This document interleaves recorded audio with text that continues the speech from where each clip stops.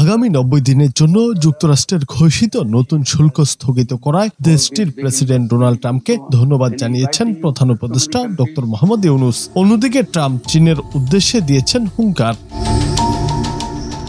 বুধবার দিবাগত রাতে প্রধান উপদেষ্টার ভেরিফাইড ফেসবুক পেজে ধন্যবাদ জানিয়ে বলা হয়, আমাদের অনুরোধে 90 দিনের জন্য নতুন শুল্ক স্থগিত করার সিদ্ধান্তে সম্মতি জানানোর জন্য আপনাকে ধন্যবাদ মিস্টার প্রেসিডেন্ট। আমরা আপনার বাণিজ্য নীতি বাস্তবায়নের লক্ষ্যে প্রশাসনের সঙ্গে সহযোগিতা অব্যাহত রাখব।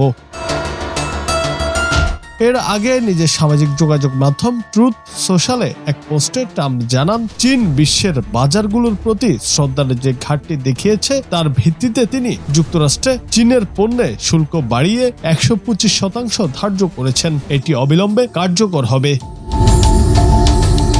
এই প্রসঙ্গে মার্কিন প্রেসিডেন্ট লিখেছেন, তিনি আশা করছেন নিকট ভবিষ্যতে চীন ও অন্যান্য দেশ উপলব্ধি করতে পারবে যে যুক্তরাষ্ট্রের সঙ্গে প্রতারণার দিন আর থাকবে না বা গ্রহণযোগ্য হবে না।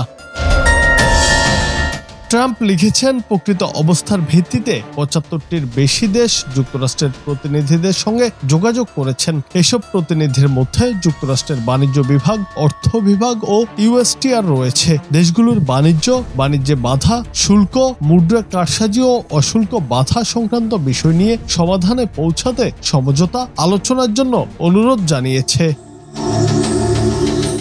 এদিকে যুক্তরাষ্ট্রের ট্রেজারি সেক্রেটারি স্কট বেসন্ট বলেছেন, চীন ব্যতীত প্রতিটি দেশের উপর বিশ্বব্যাপী শুল্ক প্রত্যাহার করার সিদ্ধান্ত নিয়েছেন ডোনাল্ড ট্রাম্প। এই সিদ্ধান্ত সেই দেশগুলোকে পুরস্কৃত করেছে যারা বাণিজ্য যুদ্ধের মধ্যে প্রতিশোধ না নেওয়ার সিদ্ধান্ত নিয়েছে। তিনি বলেন, 90 দিনের বিরতির মধ্যে নতুন বাণিজ্য চুক্তি নিয়ে আলোচনার জন্য সময় থাকবে। বেসন্ট আরো বলেন, কানাডা এবং মেক্সিকো সহ মার্কিন যুক্তরাষ্ট্রের সাথে আলোচনা করতে চায় এমন দেশগুলো ওপর শুল্ক হার 10% নেমে আসবে। তার কথায় বিশ্বের প্রতিটি দেশ যারা এসে আলোচনা করতে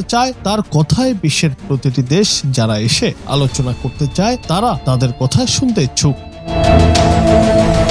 এর আগে গত সপ্তাহে বাংলাদেশ, ভারত, পাকিস্তান, চীন সহ বিভিন্ন দেশের উপর পারস্পরিক শুল্ক আরোপ করেন মার্কিন president Donald Trump. Watching over a country at the border. Junaid Ahmed, Bangla TV.